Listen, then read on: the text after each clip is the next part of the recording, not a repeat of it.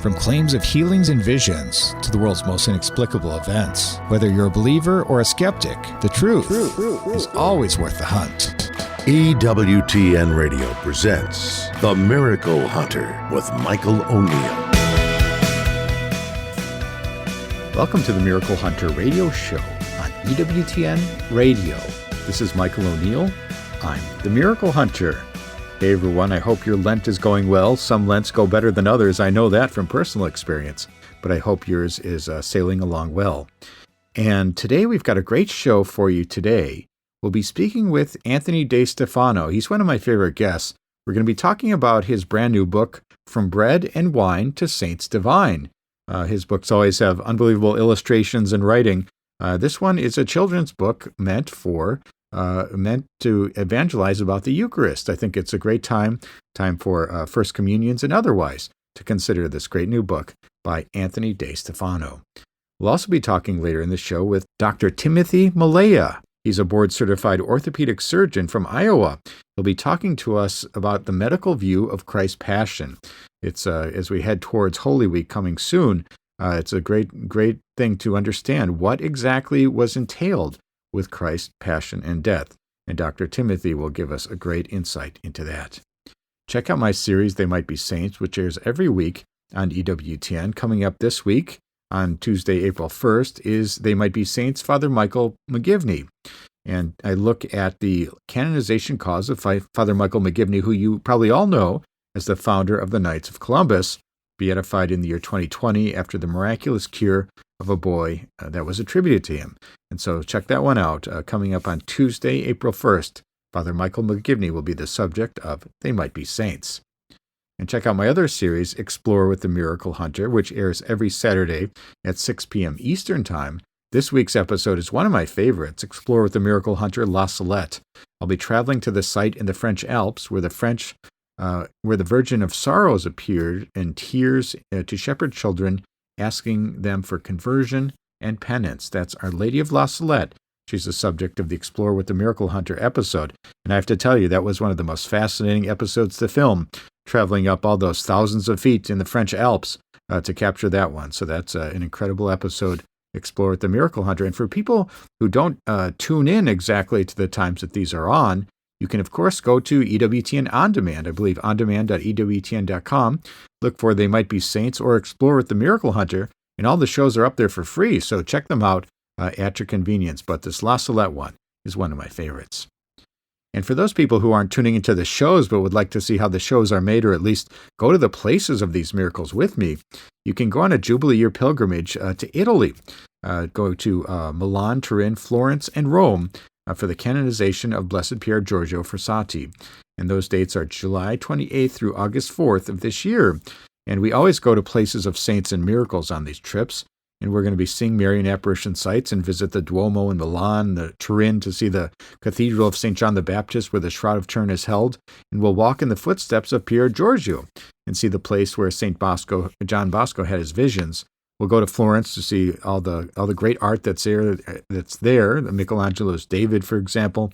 And we'll see the site of the apparition of Mary to the Servite Holy Founders. And we'll finish up in Rome, where we'll see the many incredible sites there around the Vatican and see the canonization of one of the great modern saints, and that's Pier Giorgio Frassati. Find out more, sign up at pilgrimages.com/miraclehunter. Later in the show, we're going to be looking at the Might Be Saint of the Day. For today's day, we've got Blessed Cecilia Attodoli of Cotignola, who died in 1531 in Italy. And the 365 Days with Mary project for today is Holy Mary at the Altar of Heaven from Rome in Italy in the year 1636. And the question of the week, will the Shroud of Turin be on display this year for the Jubilee? I'll answer that one as well. And the Might Be Saint of the Day, or the miracle of the day, I should say, is the vision of St. Berthold of Calabria, which happened on March 29th, 1195. Let's take a look at the miracle news. We do this every week where we talk about the miracles happening all around the world and those things that relate to miracles. I always like sharing the exciting miracle news with you when a miracle has been proven to be authentic, a true vision of Mary, or a weeping statue, or a bleeding host thought to be Eucharistic miracle. But I also have to be honest and report those cases that don't turn out to be miracles as well. And there was some news that came out that was disappointing to a lot of Catholics who perhaps are interested in Eucharistic miracles. This very recently in the Indianapolis Archdiocese, we saw the report of a potential Eucharistic miracle at a parish there in Indiana. And I guess there was a red substance that was manifesting on a host. And so, unfortunately, as the tests come back, they say the lab results indicate that the discolored host was not miraculous. So this is following an investigation into a possible Eucharistic miracle at a local parish, and the Archdiocese of Indianapolis announced Monday that the scientific analysis indicated that the cause was natural, not miraculous. So last month, a post on X, Twitter, drove attention to what was a post that called a potential Eucharistic miracle after a parish in southern Indiana discovered a host with red spots on it, and the parish sacristan thought it could be blood. And the Archdiocese of Indianapolis said in a statement shared with Catholic News Agency that the analysis was of common bacteria, and that's what caused the discoloration. So the quote is, a biochemical analysis of a host from St. Anthony Catholic Church in Morris, Indiana, that was displaying red discoloration revealed the presence of a common bacteria found on all humans, the statement said. No presence of human blood was discovered. And we've seen this a handful of times, even in the United States, in Kearns, Utah, some years ago. We saw the discovery of bacteria and not true human flesh. And the host had fallen and was later discovered with red spots, and biochemical analysis found that the discoloration was due to a common bacteria and fungus. And the host had fallen out of a mass kit used at the parish.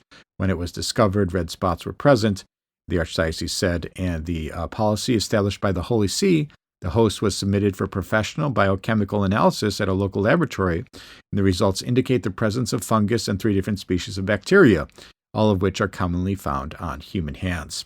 And the Archdiocese noted that there have been many carefully reviewed miracles in the history of the Catholic Church, including Eucharistic miracles and apparitions.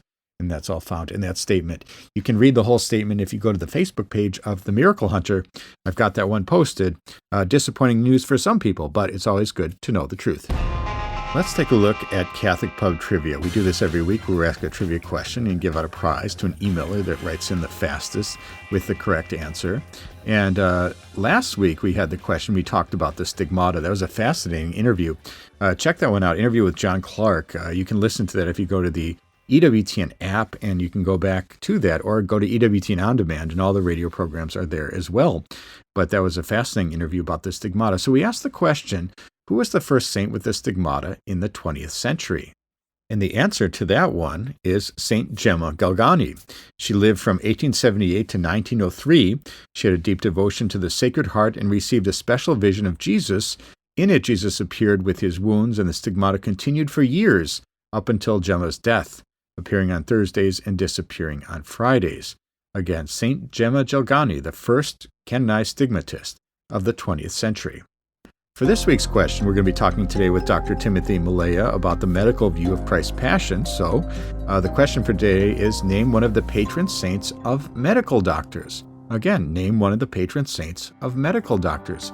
If you think you know that answer, want to win the prize, the image of the faces of Mary, send me an email to questions@miraclehunter.com, and maybe you'll be the winner, and answers and winners will be posted on the show page on miraclehunter.com.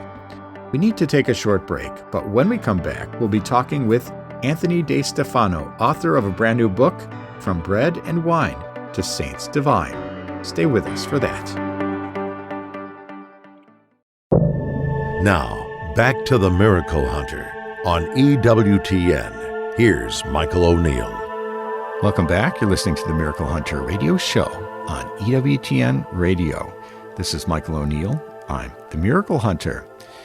One of our favorite guests on this show, his name is Anthony DeStefano. He's written a number of books for children that are beautifully illustrated, and they're written in such a captivating way.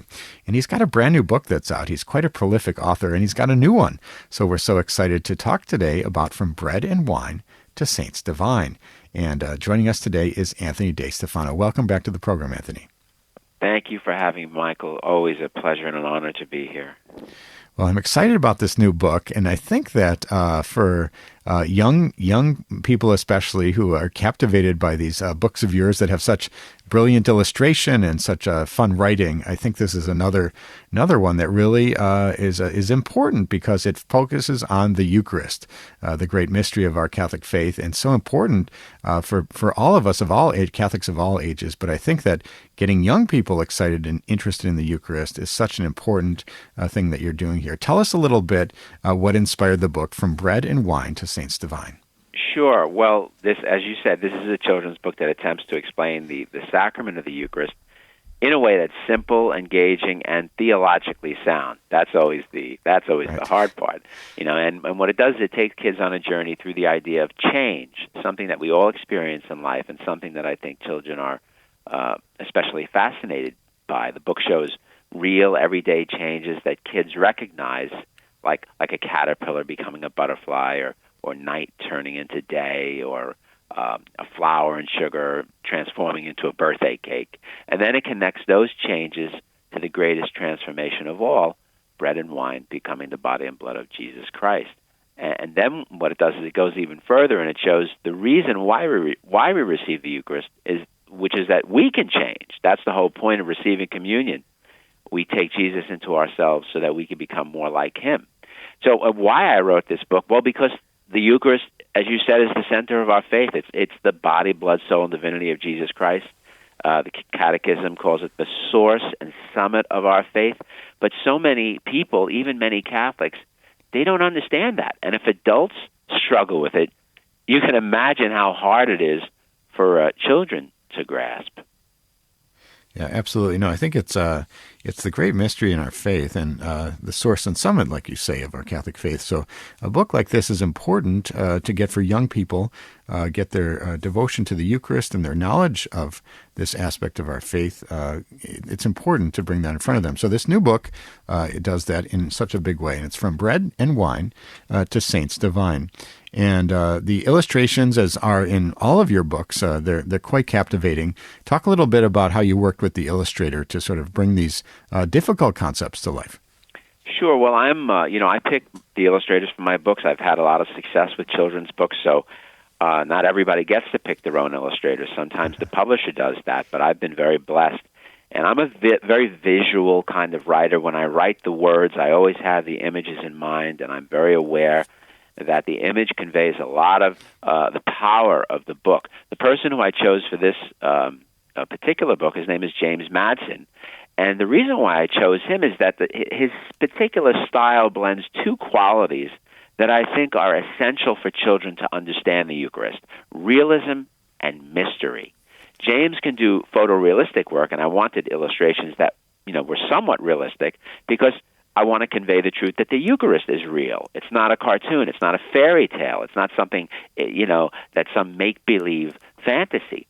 It happens every day in every Catholic church around the world. But I also wanted the book to have a touch of mystery in it because the Eucharist involves something beyond our understanding, something that's wondrous and miraculous and supernatural. And James could do that because he's very imaginative. He's illustrated a lot of fantasy-type books in the past. So his artwork really captures both realism and mystery, and I think that because of that, he was able to show the beauty and the sacredness of what takes place at Mass in a way that draws children into this sacrament, and hopefully adults too, because there are a lot of adults reading these books to the kids. Absolutely. And when we talk about the Eucharist being the greatest miracle in our Catholic faith, I think having illustrations which open people's eyes up as much as they can to this great miracle is important. Talk a little bit about this being the Eucharist being a miracle. Sure. Well, it's very funny you said that because some people don't, this, and we'll talk about this a little bit more, I think, when we discuss my next adult book, which is on the subject of miracles. A strict definition of miracles, as you know, has something to do with, it's something supernatural that's visible to the senses. The Eucharist, in that way, isn't miraculous because it's invisible, but it's something very, very supernatural. Jesus Christ didn't say, this represents my body, this is a symbol of my body. He said, this is my body. That's a radical, astonishing statement, and one that caused many Christ's disciples to leave him at the time, but yet the church has stood firm with that doctrine for 2,000 years. Our Protestant brothers and sisters, they talk all the time about the need to have a personal relationship with the Lord, and they're right. But what could be closer, more personal, more intimate than actually assimilating Jesus Christ into our bodies and souls? That's why it's such a great miracle. God created us. He understands our psychology. He knows that we're not computers. We're not machines. We need something when we have to have a relationship with somebody, and what that is personal connection. If you had a friend who lived on the other side of the planet and all you did was call him or text him or send him emails, you could have a close relationship. But what would be missing from that relationship is the personal encounter, shaking hands, giving them a hug, breaking bread with them. Well, Jesus understood that, and that's why he gave us this sacrament. Because not only can we pray to God anytime we want, which is sort of like a phone call to heaven, but we could actually take him physically into our body, and that gives us the physical connection that we need so much to make a connection, a relationship deeply, deeply intimate.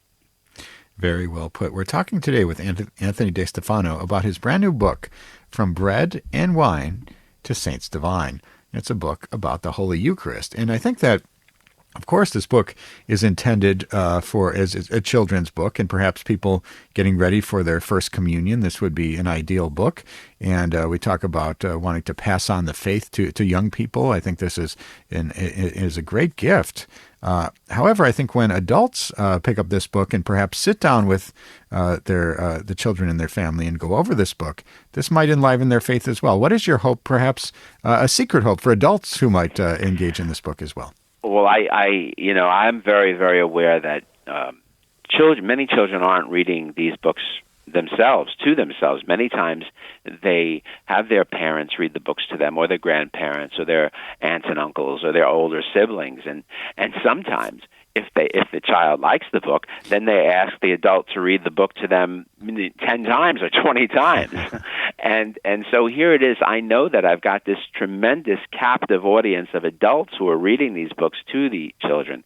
And so I wouldn't want to miss out on a chance to evangelize them, because they need to be reminded of doctrines that they were taught when they were younger, and they need to be catechized too. They need to be inspired again. So I always try in these books to include a message that is layered enough and deep enough to appeal to adults as well, so that they could not only just read these books to their children and become bored, but so that they could read them and actually see something in the process that helps them to change or reminds them something about the beauty and majesty of the Catholic faith.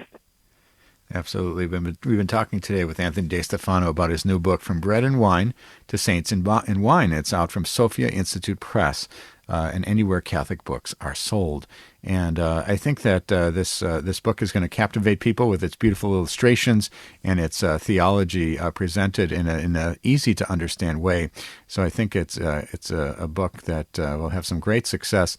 And Anthony, I know your next book, and we're going to have you back for this, but I just wanted to sort of tease this book a little bit because I personally am very interested in this book. Your next book coming out is going to be a book about miracles. If you'd be willing to take us down that path a little bit, when this book is coming out and who's the intended audience for that book? Well, one of the reasons I was inspired to write a book on miracles is because I've been on your program several times, and I listen to your program. And so I'm aware that, everybody out there needs a miracle in some way. So, because people are afraid. They're afraid for our health and for their finances and their families and their feelings of anxiety and depression. Everybody's so afraid out there because life is tough, life is hard. So I've written a book called The Miracle Book, a simple guide to asking for the impossible. Regardless of our level of religious faith, there comes a time in life when all of us experience the need for supernatural help. I know that many books have been written on miracles before, some great ones by C.S. Lewis, by writers much greater than me.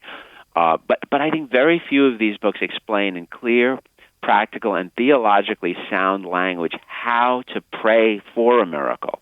So I think there are a lot of people out there who are suffering. They don't really know how to go about asking God for help in a way that he'll respond affirmatively. They beg God, they plead with him, they negotiate him, they promise they'll change their life if he only grants them one request. And then if God fails to answer them, they lose faith, or they get angry at God, or they become anxiety-ridden. There must be a better way. And this book that I've written is about that better way. It's a method of praying for a miracle that guarantees the best possible chance of God saying yes to us. It doesn't guarantee the miracle, but I think it increases our chance of getting something miraculous. And this book is coming out in June of this year, so in a couple of months. And I hope to be back on the program, because as I said, you will be, Anthony. You've inspired it. That's a book that I'm very excited about, and I think it's completely unique. I don't think there is a book like that where it kind of puts people in the right mindset or the right frame of mind or the right way to approach the request for a miracle. So looking forward to that with great interest. Well, we're so grateful to you, Anthony DeStefano, for joining us today to talk about this brand new book, From Bread and Wine to Saints Divine. It's available from Sophia Institute Press or anywhere Catholic books are sold. Just as we wrap up, what is your great hope for anybody who engages with these beautiful illustrations and the theology presented in this easily understood way? What's your great hope for children who get this book? I want people to walk away with the knowledge that the Eucharist is real, that it's meant to change them. Jesus is truly present there, not just symbolically, really and truly, and that if we receive him in faith, he gives us the grace to become saints. Because at the end of the day, Michael, that's what Christianity is all about, becoming more Christ-like and becoming a saint. I've written about this in many of my books before. If you die at 100 years old, rich and powerful and famous in the eyes of the world, but you go to hell, your life was a miserable failure. On the other hand, if you die at 10 years old in a tragic accident, but you go to heaven, then you had a life that was magnificent. The best way we can ensure that kind of magnificent life is by the faithful and worthy reception of the Eucharist, and as often as possible. Beautiful. Well, thank you so much, Anthony DeStefano, for joining us on today's program. And that was Anthony DeStefano talking about his new book, From Bread and Wine to Saints Divine, available from Sophia Institute Press or anywhere Catholic books are sold. We need to take a short break, but when we come back, we're going to be answering the question of the week. Stay with us for that.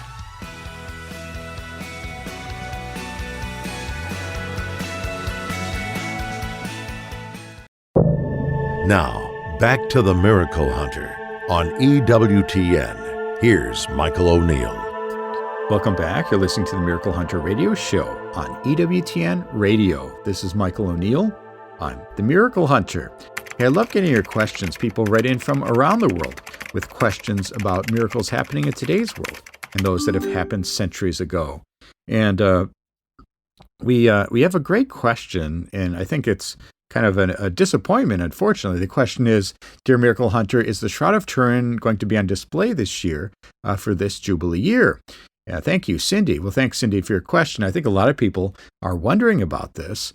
And, of course, the Shroud of Turin is the purported burial cloth of Christ, perhaps the most interesting relic, most interesting object in the entire world. I personally believe it's the authentic one. Some people may dispute that, but I think it's the true burial cloth of Christ, and there's a lot of evidence to support that. And the question is, in Turin, will the Shroud of Turin actually be on display this year? And the answer is, unfortunately, no. And I've been in touch with the keepers of the shroud in Turin, and I asked them if this will be on display, and they told me no, not during this year due to the fragility of that object. They can't have it on display for an extended amount of time, and instead they're going to be doing this very interesting and detailed digital display that's going to be on display in Turin, and I'm not sure how else to access that other than going there in Turin to see the up-close view of this digitally. That may or may not be the same thing for some people. Some people may want to see the actual cloth, but in this case, they are not putting it on display for this Jubilee year. Perhaps in the future, we don't really know. Perhaps we'll only be seeing it digitally going forward. It's a little unclear at this time, but no, the Shroud of Turin will not be on display this year for the Jubilee. Well, thanks for your question, and if you have a question for the Miracle Hunter, you can send me an email to questions@miraclehunter.com, and maybe I'll be answering your question on the air next week. Let's take a look at the 365 Days with Mary project. We do this every week where we look at the Marian devotion of the day as it lines up exactly to the day's date. We all know Fatima, May 13th, or Lourdes, February 11th, or Guadalupe, December 12th, but believe it or not, there's a different Marian devotion from somewhere in the world that lines up exactly to the day's date. So for today's date, March 29th, we have Holy Mary at the Altar of Heaven from Rome in Italy in the year 1636. And the story goes that located in one of Rome's 7 hills, the Capitoline or the Campidoglio, the Church of Santa Maria in Aracelli, the Altar of Heaven, is the Church of Santa Maria of Aracelli, Altar of Heaven, where the Temple of Juno once stood. And according to legend, the Sibyl there told Caesar Augustus, "Here is the altar of God's Son," foretelling the coming of Christianity. Now, in the 13th century, Franciscan friars built a church honoring a tradition that Mary holding the divine child appeared to Augustus there. And the high altar is an icon from the church in Constantinople, and the image was processed through the streets of Rome during the plague of 1348, and in 1636, on March 29th, the Madonna de Aracelli was solemnly crowned. In 1948, the Roman people before the icon were consecrated to the Immaculate Heart of Mary, and that is Holy Mary at the Altar of Heaven in Rome in Italy in the year 1636. Let's take a look at the miracle of the day. We do this every week where we talk about a miracle happening in some year in Christian history on the day's date. So for today's date, March 29th, we have St. Berthold of Calabria, also known as Berthold of Mount Carmel. He was a 12th century priest and hermit traditionally credited as the founder of the Carmelite order. And though historical details are scarce, legends associate him with miraculous events, particularly near the end of his life. One such account suggests that at his death on March 29th, in 1195, Berthold experienced a vision of Christ and the Virgin Mary, who assured him of the Carmelite order's future growth and divine protection. And some sources also claim that he performed miraculous healings and exorcisms, reinforcing his reputation for holiness and as a miracle worker. And it is said that he is to lead a group of hermits on Mount Carmel in the Holy Land, where they lived in prayer and contemplation during the Crusades. And despite the dangers of this time, his leadership reportedly kept them safe from Saracen attacks, which some viewed as a miraculous sign of divine favor. And that is the miracle of the day, the visions of St. Berthold of Calabria. We're going to try to do this every week, where we talk about the miracle of the day as it lines up exactly to the day's date. Let's take a look at the sainthood news. We always talk about They Might Be Saints. It lines up to my television series, They Might Be Saints, on EWTN, or my book, They Might Be Saints, available from EWTNRC.com. And I talk about those people on the path to sainthood, servants of God, venerables, blesseds, before they have all their miracles and are declared saints by Rome. And so we always try to keep you up to date on who's coming down the pipeline. And so on Monday, February 24th, that's last month, during the audience granted to His Eminence Cardinal Pietro Parolin, the Secretary of State, and Monsignor Edgar Peña-Parra, the substitute for General Affairs, the Holy Father, Pope Francis, authorized the Dicastery for the Cause of Saints to promulgate a decree regarding the heroic virtues of the servant of God, Kunigunda Siwicz. She's a faithful laywoman born on May 28th, 1876, in Poland, and she died there on June 27th, 1955. And Kunigunda Siwicz, she was a laywoman of the Third Order of Carmel. Her life was a constant journey in search for evangelical perfection at the School of Carmelite Spirituality, especially the little way of the spiritual childhood of St. Therese of the Child Jesus. And that's from the account given on the website for the Dicastery for the Causes of Saints. And let's take a look at the Might Be Saint of the Day, which is the person on the path to sainthood whose feast day or death anniversary lines up exactly to the day's date. Today, March 29th, is the memorial of Blessed Cecilia Attendoli of Cotignola, who died in 1531 in Italy. And she was a poor Clare nun in the monastery of Santa Chiara in Mortara in Italy.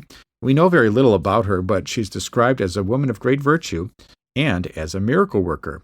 And she was born in the end of the 15th century, probably in Cotignola in Italy, and she died there on March 29th, 1531, of natural causes. And that's Blessed Cecilia Attendoli of Cotignola from Italy, who lived in the 1500s. And she is our Might Be Saint of the Day. And for those people who want to check out my television series, They Might Be Saints, This week, on Tuesday, April 1st, is the episode on Blessed Michael McGivney. So I examine the canonization cause of Father Michael McGivney, who, of course, is the founder of the Knights of Columbus, beatified in 2020. I was there after the miraculous cure of a young boy that was attributed to him. And so that is the upcoming episode of They Might Be Saints.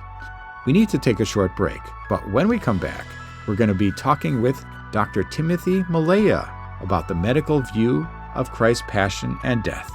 Stay with us for that.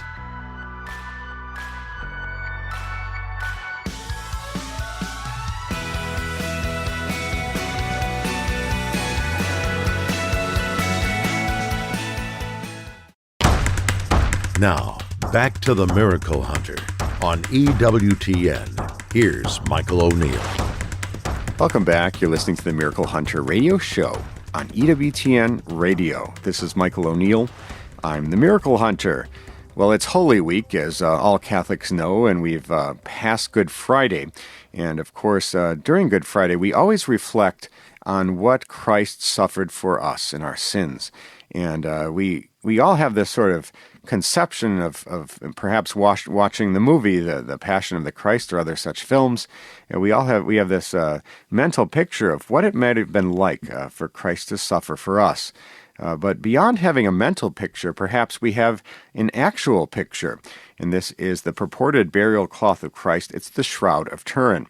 And from that shroud, people have studied this over the years, including scientists and doctors who have been able to look at the flow of blood. They've been able to identify injuries that Christ would have suffered in his incredible sacrifice for us. And we're excited today to talk with somebody who's an absolute expert on the Shroud of Turin and sort of the medical aspects of what Christ suffered in his passion, and that's Dr. Timothy Millea. He's a board-certified orthopedic surgeon from Ohio, and he travels around and he gives presentations to local parishes or shrines or conferences, talking about, from a doctor's perspective, what Christ suffered for us.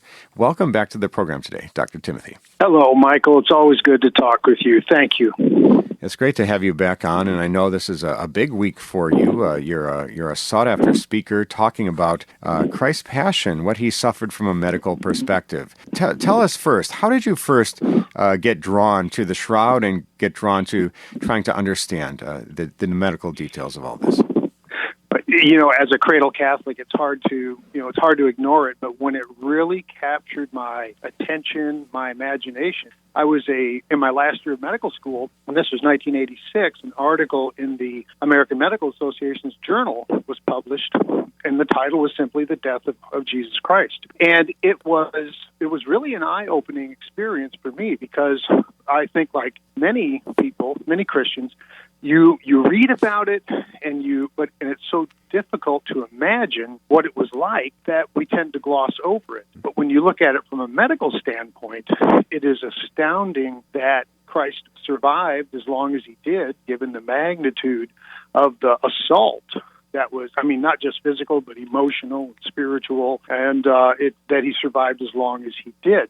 So that was fourth year medical school. I've had medicine pounded into my brain for all those years, and it just opened my eyes to this really did happen, and this was a horrible episode. Absolutely, and we have the Gospels to go on. We have the Shroud of Turin to reflect on. The Church has never officially approved it as the authentic burial cloth of Christ, but I, for one, believe that it is very likely to be that. I don't know what else it could be. So when we talk about your reflections on the Shroud, your reflections on the Gospel, what have you learned? And it seems that, well, Christ is superhuman, but it seems like it took superhuman strength to endure what he did.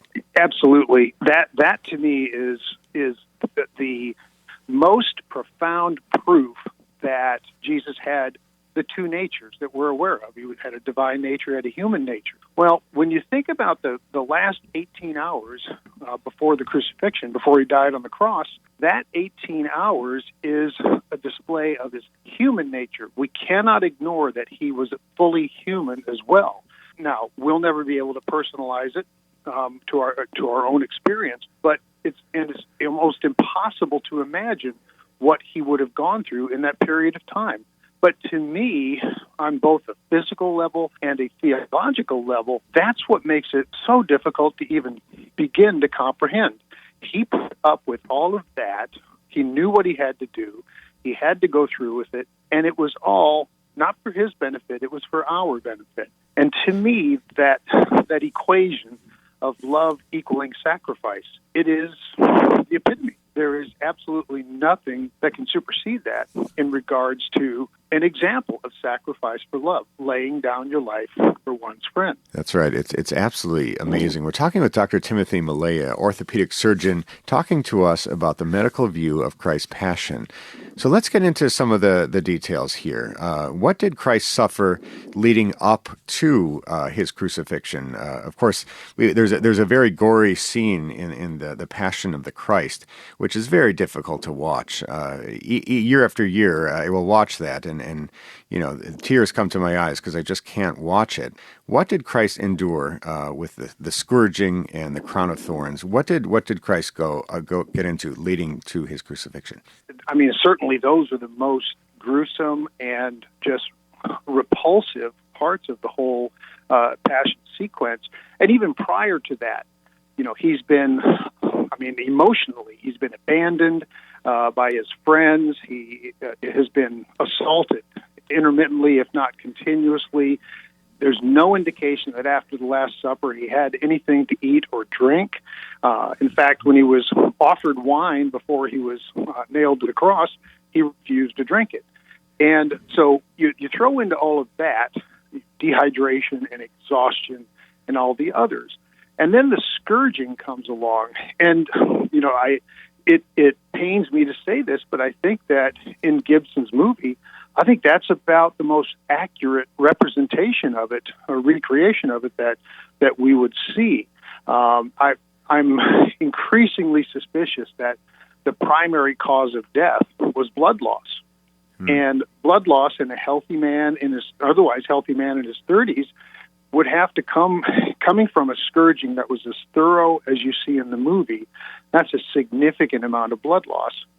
And then the crown of thorns, I strongly suspect that what we see in artwork is not representative of what the crown of thorns looked like. I do not believe that the Roman soldiers would have taken the time to weave together a neat little wreath.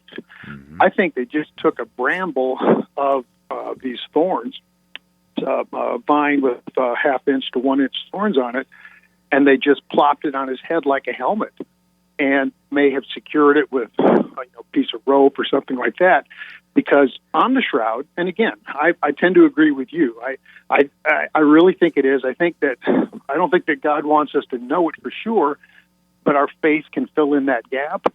But on the shroud, blood stains on the head are not, they show areas that are not where a wreath of thorns would be. It's where a crown, a helmet-shaped crown would be. And anybody that's had a small cut on their scalp knows they bleed like crazy. The blood supply to the scalp is very rich. There's another reason for the blood loss hypothesis as the leading cause of his death.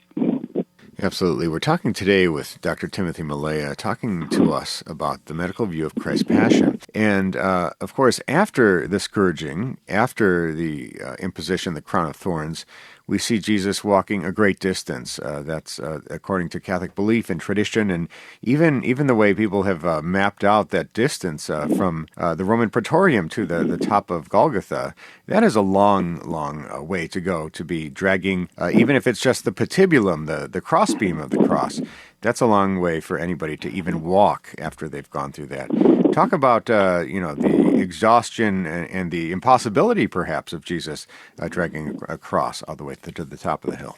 You have the word that is operative in all of that is what you just said, impossibility. I mean, and even if you're carrying just the patibulum, the crossbeam, that's, given the wood that would have likely been used, that would have been 25, maybe 30 pounds. But the arms are tied to it.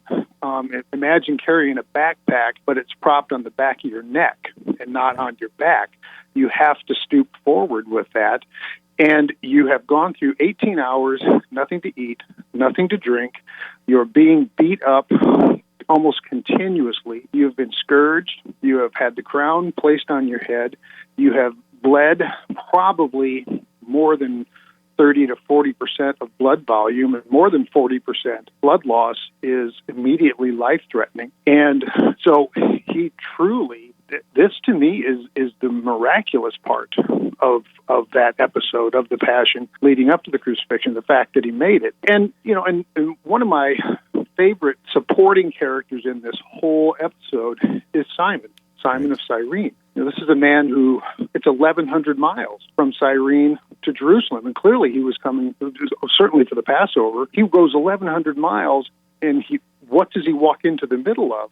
Then he's recruited. He helps Jesus with the cross, estimated maybe the last half of the distance. And talk about a conversion. We know he shows up in the Acts of the Apostles, as do his sons. So even in the midst of that chaos and that gore, there's conversions taking place. We know that from the centurion and the others that actually saw when the Roman soldiers said, surely this was the Son of God. There were conversions immediately, in addition to the good thief, to Dismas, the good thief on the cross. Absolutely, yeah. It's unspeakable. It's unknowable how Christ was able to do that. And then we get to the crucifixion, the top of the hill, where Christ perhaps is already affixed by rope to the patibulum, and then he's hoisted up on the other beam, and then he's left there to die. Talk about the experience, perhaps, of the weight of one's body collapsing down on your lungs with a spear wound in the side or whatever else would have been complicating things. What did Christ experience on the cross itself? Well, an unimaginable pain. I mean, the ability to remain conscious with that much pain is striking. The nails in one of the greatest debates has been were the nails through the palm of the hands or through the wrist. I've even flip-flopped on that. But with nails there, nails in the feet, and then the ability to breathe. Typically when you breathe in, a normal person taking a breath in, that requires muscle power. And when you breathe out, all those muscles relax. On the cross, it probably would have been the opposite, what's come to be known as paradoxical respiration. So for him to inhale, he would relax, lower his body down, arms would go above shoulder level. And if you watch someone who's trying to catch their breath after running a race, they'll often put their hands over their heads. That increases the size of the chest. But then to exhale, he would have to pull up on his hands, on the nails in his hand, and push up on the nails in his feet. And that would only increase the pain that goes along with it. And at the same time, with the blood loss that he's experienced, if you're anemic, which happens when your blood count is low, you do not have the endurance. You do not have the stamina to be able to withstand that type of stress.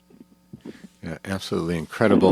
And then when we hear of Christ breathing his last breath, giving up his spirit, what, in your medical opinion, did Christ die of in the end? I think, the term that we always use in medicine that helps us dodge that question is multifactorial, which means it's a multiple choice question. However, I'm as convinced as I can be it was a sequence of two primary factors. One, the significant blood loss I mentioned. Someone that was, if you take the man on the shroud, that's a man who's about 5'10" and 175 pounds, and that's a big man for that time. Average height then was probably about 5'6", and if he loses more than about 0.6 of a gallon of blood, that exceeds that 40% threshold, and he would be in danger of death very quickly. So you have a man whose blood count is low, who's very anemic, and what happens when the heart doesn't get enough oxygen, and that happens with a very severe blood loss, it develops an arrhythmia. And the heart rhythm is abnormal, and there are many, and you talk to any cardiologist, a patient that is in a bed being observed that develops an arrhythmia like that, all of a sudden, they will often look at the doctor and say, I'm going to die. And then they pass out. And to me, lose the blood, get the cardiac arrhythmia, and when Christ says, into your hands I commend my spirit, that was his way of a patient telling the cardiologist, I'm going to die. He knew. I mean, there was just that sequence of events that he was fully aware. He was fully aware spiritually of what he had to do, but he was equally aware physically of when it was happening. I think the case made for suffocation or asphyxiation, I don't put much credence in that, because we all are aware of his 7 last words, or really they're phrases, but they're classically known as 7 last words. Someone who is suffocating is not going to be able to speak clearly, articulately, where people can hear him and where his words can be recorded. So I really think till his last breath, he was aware. It was low blood loss. He was running on, in medical terms, he was running on fumes, and his heart just did not get the oxygen. And he felt that change in the heart rhythm, and that's when he lowered his head and died. Well, thank you, Dr. Timothy Millea, for going through the details, one by one, of what Christ may have suffered. And we know this through the Gospels. We know this through the Shroud of Turin, the medical information that can be garnered from that. When you reflect on all this, all your years of study, all your early interest in this, and your early days of being a doctor, and all the way till now when you travel around the country and give these presentations, what does it do for your faith, knowing what Christ suffered for us? It's a really a bulwark of my faith, because it's so easy for those of us that work in medicine to look at something like this, like a coroner's case, a medical examiner's case, and trying to be objective about it. And that's our job when we put on the white coat. But if we're going to look into our heart, into our mind, into our soul, and study this, even if you're looking at it from a medical standpoint, you cannot escape the amount of devotion and commitment and really the love that permeates this horrible episode. I mean, really, this whole episode is the hinge of history. What would life be like now if that had not happened? It completely changed the trajectory of civilization. So if you look at it only from a medical level, yes, it's interesting, it's fascinating, but that is just a trivial amount of the meaning of the Passion and the crucifixion.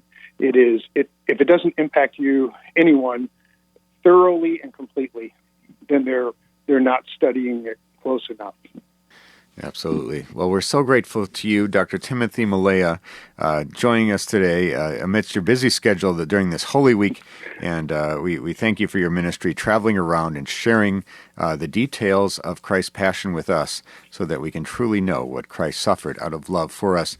Thank you so much for joining us on today's program. Thank you, Michael. It's always a blessing. And that's all the time we have for today's show. If you missed any of this episode or want to catch up on past episodes, you can go to EWTN.com/radio. Check out the audio archives or download the free EWTN app. I'd like to thank our guest today, Anthony DeStefano, author of From Bread and Wine to Saints Divined, and Dr. Timothy Millea, talking to us about the medical view of Christ's Passion. Check out my series, Explore with the Miracle Hunter, La Salette, this week. I'll be traveling to the site in the French Alps where the Virgin of Sorrows appeared in tears to shepherd children asking for conversion and penance. That is La Salette, featured on Explore with the Miracle Hunter this Saturday at 6 p.m. Eastern Time. And if you want to go on pilgrimage with me, you can go for a Jubilee Year pilgrimage, July 28th through August 4th, Rome, Milan, Florence, and Turin. We'll see the Marian apparition sites in Italy, visiting the Duomo in Milan, visit Turin to see the Cathedral of St. John the Baptist, where the Shroud of Turin is held, walk in the footsteps of Pier Giorgio Frassati, and see the place where St. John Bosco had his famous visions. We'll go to Florence, home to many great artists. Of course, we'll see things like the David, as well as the site of the apparition of Mary to the 7 holy founders of the Servites. And we'll finish up in Rome to see the many incredible sites around the Vatican, and finish with the canonization of one of the great modern saints, Pier Giorgio Frassati. You can find out more and sign up at pilgrimages.com/Miracle Hunter. And I'd like to thank you for joining me today on Miracle Hunter, where from claims and healings and visions to the world's most inexplicable events, whether you're a believer or a skeptic, the truth is always worth the hunt. Talk to you next week.